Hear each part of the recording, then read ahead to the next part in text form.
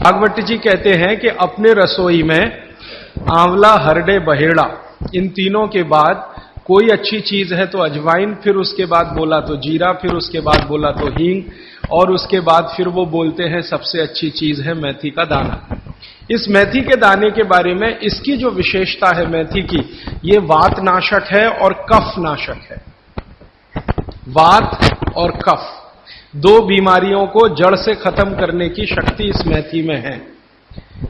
मेथी पित्त को बढ़ाती है, वात को कम करेगी, कफ को कम करेगी, पित्त को बढ़ाएगी। इसका मतलब यह हुआ कि मेथी उपयोग अगर आप करते हैं तो वात की बीमारियां खत्म हो जाएंगी पूरी तरह से, और कफ की बीमारियां खत्म हो जाएंगी पूरी तरह से। पित्त की बीमारियां बढ़ सकती हैं क्योंकि मेथी पित्त को बढ़ाती है। तो जिन लोगों को पित्त की बीमारी पहले से है, उनके लिए विनती है कि वो मेथी का उपयोग ना करें। जिनको पित्त की बीमारी पहले से है, वो मेथी का उपयोग ना करें। पित्त की बीमारी आप समझते हैं, एसिडिटी होना, हाइपर एसिडिटी होना, अल्सर होना, पेप्टिक अल्सर होना, मुंह में पानी आना, खाने का हजम नहीं होना, खाना खाने के 2-3 घंटे बाद भी खाने का टेस्ट मुंह में रहना, डकारे आना वगैरह वगैरह, हिचकी आना, ये ज्यादातर पित्त से जुड़ी हुई बीमारियां। तो मेथी के लिए भागवत जी कहते हैं कि पित्त के रोगी छोड़कर वात और कफ के रोगी इसको भरपूर मात्रा में ले सकते हैं। अब वात की बीमारियां अगर आपकी हैं, घुटने दुखना, कमर दुखना, कंधे दुखना, जोड़ों का दर्द, मेथी का उपयोग जरूर करें, जरूर करें। अब आप पूछेंगे जी मेथी का उपयोग करने का तरीका बहुत सरल बताया भागवत जी ने कि रात को 1 गिलास गुनगुने पानी में या गर्म पानी में 1 चम्मच मेथी दाना डाल दें, रात भर उसको रखें, सुबह उठकर मेथी दाने को चबा चबा के खाएं। चबा चबा के खाने का महत्व तो बहुत है। कई लोग मेथी की फंकी लेते हैं, पिसा हुआ मेथी होता है ना, उसकी फंकी लेते हैं, लेकिन फंकी का महत्व तो इतना नहीं है जितना चबाकर खाए हुए मेथी का है। क्यों?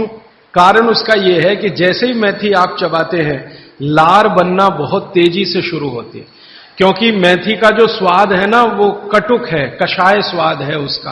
तो उस स्वाद की कोई भी चीज आप चबाएंगे, बहुत तेजी से लार बनेगी, और वो लार मैंने आपको पहले ही बता दिया है, आपके जीवन के लिए बहुत ही महत्वपूर्ण और उपयोगी है। इसलिए मेथी दाने को चबाकर खाने का असर बहुत गहरा और बहुत अच्छा होता है। तो आप मेथी दाना नियमित रूप से अपने घर में रखें, रसोई में रखें, उसका उपयोग करें। इस मेथी दाने के लिए एक बात वैसे मैंने महसूस की है, हमारे ज्यादातर घरों में अचार जितने भी बनते हैं सब में मेथी होती है ज्यादातर। तो आप भागवत जी की बात अगर मानते हैं और सुनते हैं, तो जो भी अचार में मेथी है वो अचार नहीं है, औषधि है, दवा है। माने आप कभी भी अपने जीवन में ऐसे अचार खाने से परहेज ना करें जिसमें मेथी है। मेथी है तो जरूर खाएं, वो चाहे आम का अचार हो, चाहे कोई भी दूसरा नींबू का हो, या जो भी अचार आप डालते हैं, अगर मेथी है तो जरूर उस अचार को आप खा सकते हैं। कुछ अचारों में मेथी के अलावा ये भी होती है, अजवाइन होती है। अगर अजवाइन है तो आप जरूर अचार खा सकते हैं, क्योंकि महत्व की बात जो आपको मैं समझाना चाहता हूं वो ये कि किसी भी अचार पर, किसी भी फल पर औषधियों का असर फल से ज्यादा होता है। जो विज्ञान की बात है वो ये कि आपने अचार डाला, तो मान लो आम का फल था, आम के फल का अचार डाला, अब इस पे मेथी पड़ गई या इस पे पड़ गया ये अजवाइन पड़ गई, तो अजवाइन और मेथी 2 ऐसी औषधियां हैं जो दूसरे के प्रभाव को बहुत कम और अपने प्रभाव को बढ़ा देती हैं। तो कई लोग ऐसा घबराते हैं ना, मुझे अचार खाना तो अच्छा लगता है लेकिन खा नहीं सकता क्योंकि मुझे ऐसी तकलीफ है। मैं आपको ये कहना चाहता हूं कि अगर मेथी पड़ी हुई है किसी भी अचार में और आप वात के रोगी हैं या आपको कफ की तकलीफ है, तो बेझिझक वो अचार खाइए, तो अचार के साथ मेथी जाएगी। और अचार में पड़ी हुई मेथी का असर वो 20 गुनी ज्यादा होती है।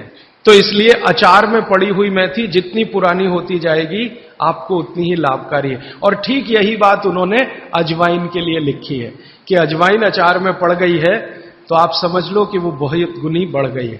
कोई भी MBBS MD डॉक्टर से पूछ के देख लीजिए, उसके बारे में कुछ नहीं जानता, और चूंकि वो जानता नहीं है तो अनजाने में कह देता अचार मत खाओ जी, हाँ, नहीं तो ये हो जाएगा, वो हो जाएगा। उसको ये मालूम नहीं है कि मेथी दाने का अचार है, अजवाइन का अचार है, जीरे का अचार है, हींग का अचार एक बनता है। तो भागवत जी कहते हैं कि जितने तरह के फलों के अचार हम बनाते हैं, उसमें आयुर्वेदिक औषधि अगर पड़ गई है तो वो फल का असर कम है, औषधि का असर ज्यादा है। और आयुर्वेद की औषधियों को कुछ विशेष कॉम्बिनेशन में तेल के साथ अगर आप उपयोग कर रहे हैं तो असर सबसे ज्यादा है। थोड़ा आगे बढ़ते हैं।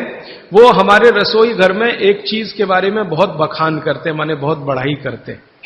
वो ये कहते हैं कि जो लोग खाने के बाद पान खाते हैं चूना मिलाकर, वो जिंदगी भर वात के रोगी होंगे नहीं। जो खाने के बाद पान खाते हैं चूना मिलाकर, वो जिंदगी भर वात के रोगी होंगे नहीं। माने चूना, वो बोलते हैं, सबसे बेहतरीन वातनाशक औषधि है। मेथी का दाना तो है ही, चूना उससे थोड़ा 1 डिग्री ऊपर है। मेथी दाने से चूना सबसे अच्छी वातनाशक औषधि है। चूने के बारे में भागवत जी का बहुत बहुत रिसर्च है, बहुत रिसर्च है। और वो ये कहते हैं कि ये भगवान की दी हुई प्रचंड मात्रा में अद्भुत ऐसी चीज है जो आपके वात के सब रोगों को दूर करेगी। माने घुटने दुखते हैं, कमर दुखती है, कंधा दुखता है, चूना खाइए। फिर वो कहते हैं कि इतना ही नहीं, शरीर में कैल्शियम जो है ना, कैल्शियम ये एक घटक है, माइक्रो न्यूट्रिएंट इसको कह सकते हैं अंग्रेजी में, सूक्ष्म पोषक तत्व है। ये कैल्शियम के बारे में जो गंभीर बात है आज के विज्ञान के हिसाब से, जो मैं कहना चाहता हूं, भागवत जी ने तो 3500 साल पहले कह दिया, आज का विज्ञान उसको प्रूव कर रहा है, कंफर्म कर रहा है। वो ये कि कैल्शियम की कमी अगर शरीर को है तो आपको 20 नहीं 50 बीमारियां आएंगी। कैल्शियम की कमी अगर है शरीर को तो 50 बीमारियां आएंगी। क्या क्या आ सकता है? हर तरह का दर्द आपको होगा, हर तरह का, मांसपेशियों का दर्द, हड्डियों का दर्द, सब तरह का। हड्डियों की जितनी विकृतियां हैं वो सब कैल्शियम की कमी से आएंगे। हड्डियों के जितने रोग हैं वो सब कैल्शियम की कमी से आएंगे। फिर वो कहते हैं कि रक्त के बहुत सारे रोग कैल्शियम की कमी से आते हैं, रक्त के रोग, खून की बीमारी। फिर वो कहते हैं कि बहुत सारे कफ के रोग कैल्शियम की कमी से आते हैं। तो कैल्शियम कम नहीं होने देना चाहिए। जो विज्ञान आज का कहता है, आधुनिक विज्ञान ये कहता है कि कैल्शियम वो माइक्रो न्यूट्रिएंट है, वो सूक्ष्म पोषक तत्व है जिसके शरीर में रहने पर ही दूसरे सूक्ष्म पोषक तत्व उपयोगी होते हैं। ये 12-15 साल का रिसर्च है, एक वाक्य में मैंने खत्म कर दिया। कैल्शियम की उपस्थिति में ही बाकी सभी सूक्ष्म पोषक तत्व उपयोगी होते हैं। इसका मतलब यह है कि अगर आपको शरीर में विटामिन सी का असर देखना है तो कैल्शियम चाहिए, विटामिन ए का असर देखना है तो कैल्शियम चाहिए, विटामिन बी का असर देखना है तो कैल्शियम चाहिए, अगर विटामिन डी का असर देखना है तो भी कैल्शियम चाहिए, विटामिन के का असर देखना है तो भी कैल्शियम चाहिए, प्रोटीन अच्छे से आपके शरीर को काम में आए तो कैल्शियम चाहिए, कार्बोहाइड्रेट्स ठीक से आपके शरीर को मदद करे तो कैल्शियम चाहिए, फैट्स आपके शरीर में डिसॉल्व होते रहें और जहां जरूरत है वहां लुब्रिकेशन में मदद करते रहे तो कैल्शियम चाहिए। माने समझ लीजिए कि कैल्शियम अगर नहीं है तो शरीर में सब कुछ बीमारियां आने ही वाली हैं। इसलिए कैल्शियम की उपलब्धता शरीर को होनी ही चाहिए। अब इसके बारे में भागवत जी कहते हैं, आधुनिक विज्ञान ने अभी प्रूव किया, भागवत जी पहले ही कह गए कि हमारे शरीर की 40 वर्ष की उम्र तक, 40 से 45 वर्ष की उम्र तक जो कुछ भी हम खा रहे हैं इसी में से हमको कैल्शियम मिलता रहता है।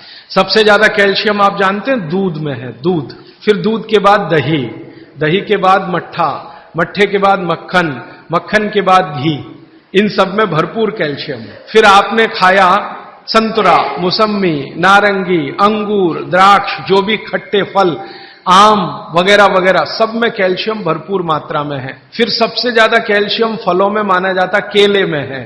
केला भरपूर खाना चाहिए क्योंकि कैल्शियम का सबसे बड़ा भंडार है और आसानी से हजम होता है। तो ऐसे जो फल हैं इनका जो कैल्शियम है ये 40-45 साल तक हमें आसानी से मिलता रहता है, क्योंकि शरीर की जो बायोकेमिस्ट्री है 40-45 साल तक एकदम दुरुस्त और तंदुरुस्त रहती है। जठर अग्नि भी तीव्र रहती है, बाकी सब फंक्शन ठीक है। लेकिन जैसे ही 45 की उम्र खत्म होती है माताओं को ये बात विशेष रूप से कह रहा हूं, बहनों को, माताओं को। जैसे ही आपकी 45 की उम्र पूरी होती है और आपका मेंसेस साइकिल बंद होता है, मासिक धर्म आपका बंद होता है, उसी समय आपको कैल्शियम हजम होना कम होना शुरू होता है। आप कितना भी ये सब चीजें खाएं, केला भी खाएं, ये भी खाएं, लेकिन कैल्शियम उतना पूर्ति नहीं करता, क्योंकि कैल्शियम को शरीर में डाइजेस्ट कराने वाला जो हार्मोन है वो तभी तक आपको है जब तक आपकी मासिक चक्र की शुरुआत है। मासिक चक्र बंद होते ही ये हार्मोन कम होता है। आप जानते हैं कई हार्मोन्स कम हो जाते हैं, तो कैल्शियम डाइजेस्ट होना बहुत मुश्किल होता है। तब आपको जरूरत पड़ती है कि बाहर से कैल्शियम लें। इसलिए सब माताएं इस बात को ध्यान दें और इसको गांठ बांध लें कि 45 की उम्र होते ही चूना खाएं, क्योंकि अतिरिक्त बाहर से कैल्शियम उसी से मिलेगा।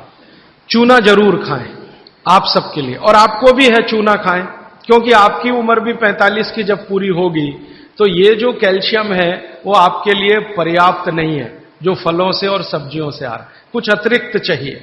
और चूंकि बाकी सब माइक्रो न्यूट्रिएंट्स कैल्शियम की उपस्थिति में ही काम आएंगे, इसलिए इस पर ध्यान दीजिए। तो शायद इसलिए इस देश में एक परंपरा विकसित हुई है पान खाने की। ये पान खाने की परंपरा बहुत वैज्ञानिक है, बहुत ही वैज्ञानिक। जिसने भी शुरू की वो बागभट्ट का पक्का चेला रहा होगा, बहुत समझकर उसने ये शुरू की। और ये अद्भुत है। अद्भुत मैं इसलिए कह रहा हूं कि भारत की सब जातियों में उत्तर से दक्षिण, पूरब से पश्चिम ये परंपरा है। कहीं भी चले जाओ, आप सिक्किम में चले जाओ, अरुणाचल में चले जाओ, वो भी पान खाते हैं। और आप धुर दक्षिण में आ जाओ तो यहां भी है, उत्तर में चले जाओ, कहीं भी चले जाओ, तो ये पान खाना भारतीय सभ्यता का एक बहुत महत्वपूर्ण अंग है जो स्वास्थ्य से जुड़ा हुआ है। बस ध्यान इतना ही रखिए कि पान जो है चूने का ही खाना है। पान जो है चूने का ही खाना है। पान कभी भी कत्थे वाला ना खाएं, क्योंकि कत्था आपके लिए उतना उपयोगी नहीं है। कत्था स्वाद के लिए आप उपयोग करते हैं, चूना औषधि के लिए उपयोग करते हैं।